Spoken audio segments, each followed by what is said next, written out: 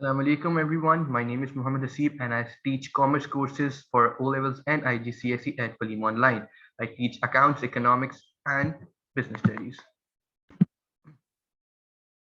I've been teaching since 2014 when I was myself a student in for O levels from Beacon House, and then I did my A levels from Beacon House.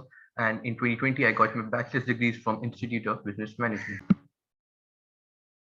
Past 7 years, I have taught different students who have different grasping speeds, but my focus is on getting done with the syllabus first, with revisions, and then moving on to the past papers.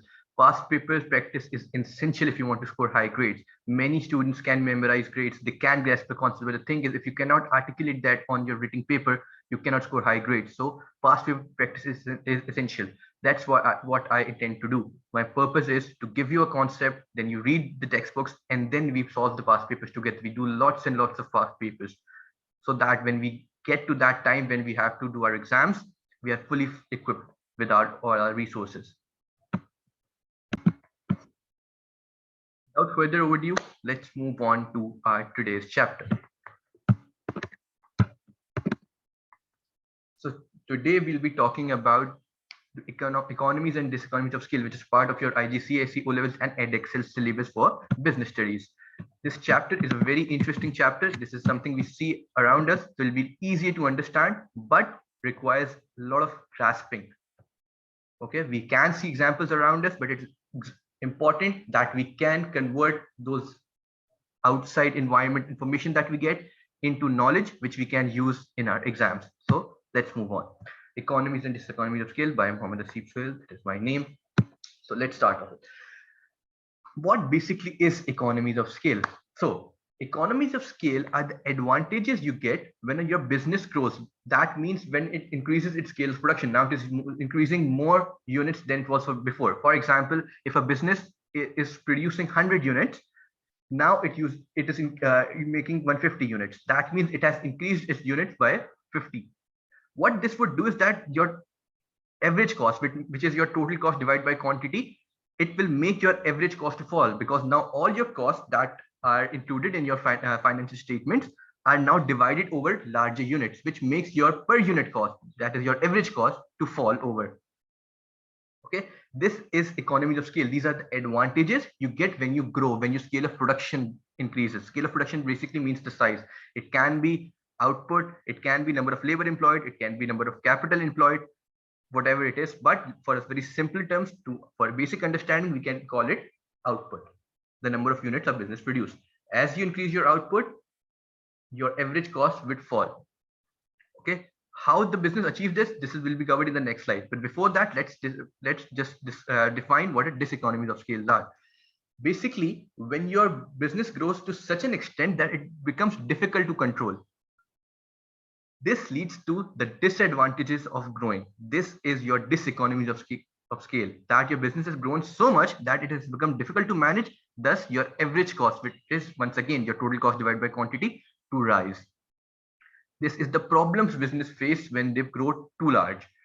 Okay, so let's move on to internal economies of scale.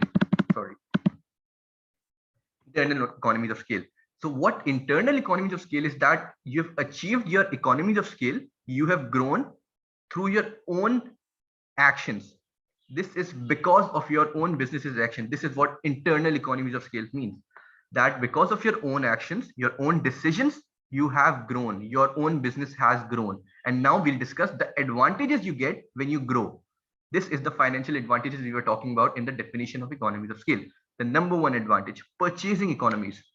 When a business grows large, now it has the opportunity to buy in bulk from its supplier. For example, when it was producing 100 units, it was buying raw materials for 100 units, right? Now it has to buy raw materials for 150 units. This would enable the business to get discounts from its suppliers. Now we are purchasing more quantity from your business, so you'd want discounts. And suppliers would readily do that because they now know that they have a large customer who is buying more units. So it is much more profitable to create a healthy relationship with that business. So they'll be willingly giving your business, if you're large enough, discounts. Also that once you've purchased large quantity, now you can bring all those raw materials at once to your storage or your warehouse. This would mean that you have to pay less transport cost. Your transport cost would decrease because you're bringing all those resources at once rather than bringing 100 units first and then 100 units first. Now you're bringing 150 units at once. This would allow you to gain economies of scale. Your average cost would fall. Number two is your marketing economies. Large businesses, you must have seen on Careem, Uber, and other taxi drivers, they hire vehicles and they place their advertisements on those vehicles, because when these vehicles travels around the city, it creates publicity, it creates promotion for businesses. But what big businesses, when they grow, what they do is that rather than hiring those vehicles, now they purchase those vehicles, which reduces their cost. They do not have to pay hiring fees. They can purchase it once, and that all those costs would be divided upon the number of units it is producing. Also, the big businesses, they advertise a lot. When you have more units, more products up your resume, you can divide those marketing costs, those advertisement costs on different units. This would make that advertisement cost per unit would be falling down. This is another advantage that you get when you grow, another type of economies of scale. Technical economies of scale. So make no mistake, this can be divided into two parts. One is technical economies of scale and the other is technological economies of scale. Technical economies of scale means that now your business is growing, or it has grown, you can opt for specialized processing techniques such as division of labor, specialization, Kaizen, lean production, JIT. These production systems are very efficient, but in order to go to these systems, you must have a big business. This is not viable. These techniques are not viable for small businesses. For example, division of labor, each labor is entrusted to do a particular task. For a small business, when one labor has to be multi-skilled, this cannot be achieved. To achieve technical economies of scale, you have to have a certain size for it to be feasible. But once you achieve that, and it is available for you to use division of labor and specialization type of techniques, it is much more efficient, much more productive, which leads to the average cost falling. And now the technological economies of scale. Big businesses hire high-tech, capital-intensive machinery. These machineries are very efficient, much more efficient than labor or outdated machines. So automatically, when you install these machineries, your average cost falls. Now, financial economies. This you must have done in your sources of finance chapter, that it is easier for big businesses to generate funds rather than small businesses. Banks are willing to pay loans, willing to give you loans, and investors are willing to invest in large businesses because it's more of a secure investment. This allows your average cost to fall because now you have to pay less returns or less payments to your financing. Risk-bearing economies, diversification. Diversification means that the business is now expanding into different markets. This could be just entering new markets. For example, you have a particular project or a particular market, but you were only available in one market. For example, you were only in Pakistan. You're selling your product only in Pakistan, but now you're selling abroad. You're selling in UAE, you're selling in Saudi Arabia, you're selling in Europe. Or it may also mean that now you are entering new product lines. You've launched a new product line. For example, you were making snacks first, but now you're making beverages. This is entirely a different line. Okay, so this too means diversification. Now, managerial economies. Big businesses, they need good, efficient specialist managers. They need specialist marketing managers, finance managers, IT managers, supply chain managers. What these managers bring to the table are they're very experienced. They know what works in the market. They've had their fair shares of positive decisions and negative decisions. So now they know what works and what doesn't. So they'll take actions which have more benefits than cost to the business, thus reducing the average cost. Now, external economies of scale. Now, what we've discussed in the internal economies of scale is that the actions of the business itself leads to the advantages it gains. Okay, now we'll be discussing what happens if the industry grows, the benefits that every business in that one particular industry would get if the entire industry is growing. For example, in recent times, we've seen the IT industry to grow. So what would happen to all the members of that IT industry, Google, Microsoft, all the others there are, what would the advantages they would get if that entire industry is growing? Number one is that they'll get skilled labor. When the labor, even in their graduate or schooling times, when they'll see an industry is growing, industry has high potential, the skilled labor would work towards achieving the skills necessary for that particular industry, so that they can join that industry and enjoy the perks of being in that industry. So businesses in that industry would get highly skilled and highly qualified labor. Number two, infrastructure. When an industry is growing, the businesses are growing now in that industry, they would not wait for the government to help them in infrastructure. They would create IT parks for themselves. They will create infrastructure for them so that there are no delays and there's no hindrance over their work. Also, government knows that this industry is bringing a lot of taxes, a lot of generating a lot of environment. So even the government would help them out, but they would not wait for the government. They would make their own infrastructure. They are so skilled, they are so powerful, they're so heavily fancied because the entire industry is growing. Infrastructure basically means the basic utilities, water, roads, electricity, internet, these sort of resources. Ancillary and commercial services. In an industry, if it grows, so the supporting industry, for example, the industries that supply them raw materials, the commercial services are banking, insurance, repair services, maintenance services. When these commercial and ancillary services providers know that this industry is growing, they have more demand and they are more profitable. What these ancillary firms and commercial services businesses would do is they would locate themselves near these businesses, near this industry, because they are profitable, and you have to give them one-on-one, and you have to have good control and communication with them so that you have a profitable relationship with them. So they'll set up near this industry to provide services. It will be mutually beneficial for both of them.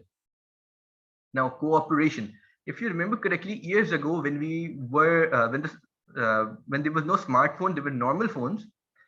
Sony and Ericsson, two different companies, came together when they saw that the potential in the mobile phone industry. They came together for a particular project known as Sony Ericsson. This is cooperation. When two companies or more companies in a particular industry, they can come together for a particular project or only for research and development purposes. This could be mutually benefit for both of them, because research really needs high investment and more time. So it is better to have a cooperation with another businesses to help you out. Now, this economies of scale. Now you must see that what is written after this economies of scale is why don't firms want to grow? What this economies of scale does is that it increases your average cost. It becomes so difficult to manage your business that the average cost starts to rise. For example, the total cost rises more in proportion to your quantity of units produced. So businesses have this problem when they grow too much, that then they cannot now handle the business. This is done because of three reasons. Number one, bureaucracy. When a business gets so large, it has to make several departments. For example, this is IT department, there is HR department, finance department, supply chain department, admin department, so many departments. It becomes so difficult to manage all of them. An IT professional doesn't know what is happening in the marketing department. Marketing does not know what is happening in supply chain department. Supply chain doesn't know what is happening in operation department. Operation does not know what is happening in HR department. So this missing link, because they've grown so much that now they have different premises, they have different buildings where they're operating from, even if they are part of one business. So there's no coordination, no link between the two businesses. They become more estranged, like a long, extended family. They are part of a family, but they become so distinct, so much in distance that it becomes difficult for them to come together. And this creates a lot of problems. For example, if a person in operations department does not inform the supply chain department of the quantity he requires, this would create hindrance in production, because now the raw material is not available, they cannot produce more. Similarly, if the marketing does not know what budget it would be allowed by the finance department, it does not know what should be our marketing technique. This creates problem, this creates inefficiency. Secondly, other labor relations. Labor are very integral to your business. Okay, even if you are a very high capital intensive business, labor is very important to you, because even if you have machines, they will be the ones who are operating the machines. Okay, you may have to use less labor, but labor use is integral to each and every organization, big or small. What happens in a large business is that labor feels that it is just part of a small cog in a large machine. It plays a small insignificant role in that particular company. Even if it doesn't come, even if he is sick or he leaves, the business would not mind. The business does not value him enough. This creates a loss of motivation, which leads to less labor productivity, more absences, more hindrances. And also, when a business grows so large, the labor joins a union, a trade union, and that trade union negotiates with the business. So these trade union creates hindrances for the business. They'll negotiate for higher wages, they negotiate for different terms and conditions, which creates problems between the labor and the business. And they sort of lose their connection. And this makes the average cost to rise because now you have to pay more wages, you have to agree on different terms. And even after that, labor may be less productive. This would lead to your average cost rising. And finally, the control and coordination, very similar to the bureaucracy part, that it is difficult to not only control and manage a large business, it is expensive to control and manage a large business. For example, I'll give you an example.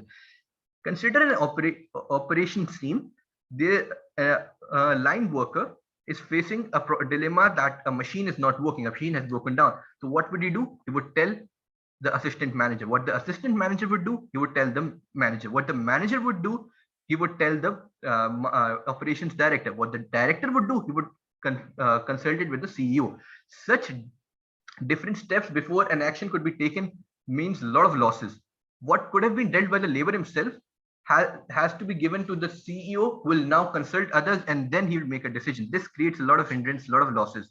Also, different departments means you have to solve you have to install an ERP or a CRM, which is very expensive, and it is difficult and time consuming for a decision to be taken from the top and then communicated to the bottom. This is the problems you face when you grow too large, that you are being mismanaged or mishandled. This increases your average cost. Now, the points before what we were doing were why the business don't want to grow. They sense that it is trouble growing because you'll have to face bureaucracy problems, you'll face control and coordination problems, you'll have labor relations issues. So they don't want to grow. They know that we are okay with what we have, and let's just not get involved in the hassle of a large scale businesses. We enjoy what we have. Okay. But now the factors we are now discussing are why firms can't grow. They do not have an option to grow. They just can't grow. Number one, very basic option, lack of finance. To expand, to grow, you need finance, you need capital, you need more investment. You may have to equip more machinery, you have to rent out premises, you have to hire skilled labor. Okay. All these require a lot of money, a lot of investment. But for small businesses or growing businesses, this is difficult to generate. Okay. You may have to pay high interest rates, or you have to have, start off with your IPO, which is expensive to administer and promote. Also, the other options that you have are really expensive for a small businesses and may not be viable. Then is the nature of market. For example, if you're operating in a niche market, for example, a yacht market, very specialized market, very low number of consumers, this would not allow you to expand. There are very limited number of consumers of that particular market. So you do not need to expand. Even if you do expand, you cannot increase the number of consumers because they have their limits. There are 5, 10, 15, 20 consumers of yacht on a yearly basis, but this is it. They cannot be more. So even if you expand, it will be your own loss. So the business would not expand in this case. In a niche market or in a very specialized market, a business would not expand. Number one. And then number one point is your lack of finance. Number two is your nature of market. Number three is your lack of managerial skills. Like we were talking in internal economies of scale, you'd need to hire specialist managers because they know what works and what doesn't. They have seen the ups and downs of the market. They've seen how market responds to different decisions. You need to have strong managerial skills. If you don't, if the skills are absent in your managers or in you as an entrepreneur, you cannot grow. Growing requires good decisions, efficient decisions, and rightly timed decisions. Okay. And finally, lack of motivation. A lot of entrepreneurs, a lot of owners, they do not want the hassle of a large business. They are satisfied with what they have. They do not have incentive to grow. They want to keep more control, more command, and keep the business close knitted. This is why they do not look to expand their business, and they're content with what they have. Okay. Now this is about it with our chapter. I hope to see you in our next session. Please join us for Accounts, Economics, and Business Studies course on Waleem Online. You can contact us through Facebook, through Instagram, through WhatsApp, email, YouTube, and Twitter and LinkedIn. Okay, please join us for the next session to improve your grades and, more importantly, have strong grasp on your concept so that you can not only succeed in O levels and IGCSE, but you're in A levels and your university life and your practical life. Thank you for your time. Goodbye from my side. Allah Hafiz.